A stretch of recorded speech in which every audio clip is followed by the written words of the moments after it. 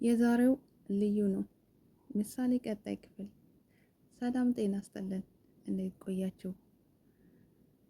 ዛሬ ካሌብ ብቅ ብሏል።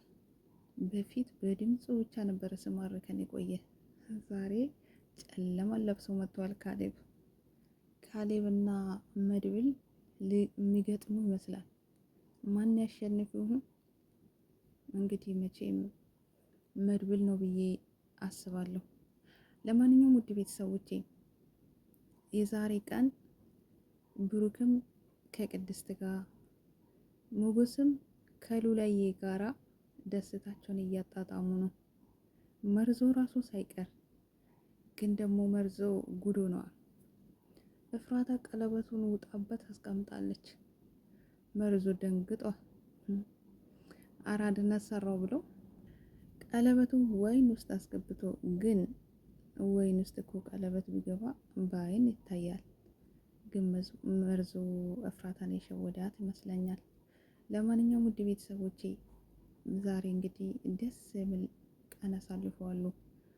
ቅድስትም ቤቱን ፏ ድምቅ አድርጋ ብሩኬን ጠብቃለች።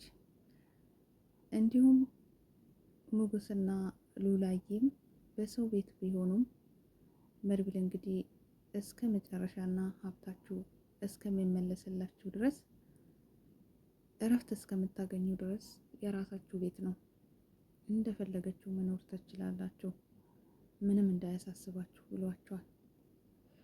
ሉላዬ ግን ገርሟታል። መድብል ግን ለኛ እየተቸገረ ለኛ ሁሌ እንደዚህ የሚያደርግልን ስራ አይሰራም፣ ብር ግን ከየት አምጥቶ ነው ብላለች። መቼም ሰርቆ ነው አልልሽም፣ በፊት ያስቀመጠና ያጠራቀመው ይሆናል የሚሰጠን ብሎታል። ሞገስም መድብል እኮ ነፃነታችን አውጆልናል፣ መድብል ባይኖር ኑሮ ከዛ ሁሉ ችግር አንወጣም ነበረ በማለት ሞገስም መልሶላታል። እሷም ለክፋት አስቤ አይደለም፣ ያው መድብልን መቼም ስራ አይሰራም ብዬ ነው በማለት መልሳለች። መድብል ግን አሁን ከካሌብ ጋር ማን ያሸንፈው? ዝናን እስር ቤት ትገባለች። እስር ቤት ነው ማስገባ። ካሁን በኋላ አለቃ አይፈልግም። ስለዚህ አንተ ደግሞ ብዙ ምስጢሮች ስለምታውቅ ካሌብ ምናልባት ሊያስወግድ ይችላል። ብዙ ምስጢሮች ስለምታውቅ ይልቁንስ እሱን ተጠንቀቅ፣ ካሁን በኋላ እስር ቤት ነህ ብሎታል። ዝናም ብትገለኝ ይሻላል፣ መጨረሻ እስር ቤት ወስደ እስር ቤት ልታስገባኝ ነው ብሎታል። ምናልባት ዝና ካሌብ ይደርስለት ይሆን ወይስ እውነትም መድብል እንዳለ ፖሊሶቹ መቶ ዝናን እስር ቤት ያስገቡት ይሆን? ምክንያቱም በዛ ፖሊሶች ውስጥም ወይንም ደግሞ እዛ መስሪያ ቤት ፍርድ ቤት ያሉት የካሌብ ሰዎች ነፍ ናቸው፣ ሙስና እየበሉ የሚሰሩት ማለት ነው። ስለዚህ እነሱ ሰዎች ከሰሙ ምናልባት ዝና እስር ቤት ሊገባ አይችልም።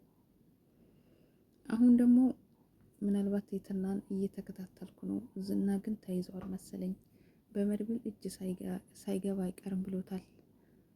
የዝና ቀኝ እጅ የነበረው ግን ደግሞ አለቅነቱን ለእኔ ስጠኝ ብሎታል።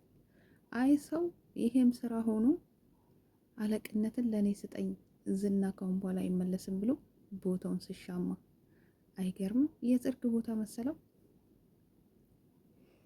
ለማንኛውም ዝና እንግዲህ ከዛ ሲወጣ ወይንም ደግሞ እስር ቤት ወይንም ይወጣል። ስለዚህ ትህትናን ተከታትለህ እዝልኝና በዛ ልፈትን ብሏታል። እሱም ደግሞ ችግር የለውም አመጣታለሁ ብሎ ነበር። ግን ደግሞ ትንሽ ቆይቶ ብሎ ካሌብ የእሷን ነገር አሁን ተውና መድብል የት እንዳለ ዝና የት እንዳለ ተከታተልልኝ። መድብል የሚባል ሰውዬስ ማን ነው ብሎ ጠይቋል። መድብል የድሮ ቀኝ እጁ መሆኑን አላወቀም ወይ? ካሌብ መድብልን ያየቀን ምን ይሁን? ምክንያቱም እንደውም አይኔን አጥፍተውብኛል ያየው ቀን ገለዋለሁ ብሎ ነበር። ስለዚህ መድብል ግን ጥንቃቄ ቢያደርግ ጥሩ ነው። ደግሞም ያኛው መድብልም እንኳን ባናገኘው የመድብል ቤተሰቦች ወይም ደግሞ የሚወዱ ሰዎች ስላሉ በዛ እንሄድበታለን ብለዋል። ምናልባት ብሩክ፣ ቅድስት እንዲሁም ምሳሌ ከነሱ ውስጥ ወይንም እነ ዳጣን የሆነ ነገር እንዳድርጉት ደግሞ እንደ በፊቱ እንደተለመደ አፍኖ እንዳይወስዳቸው።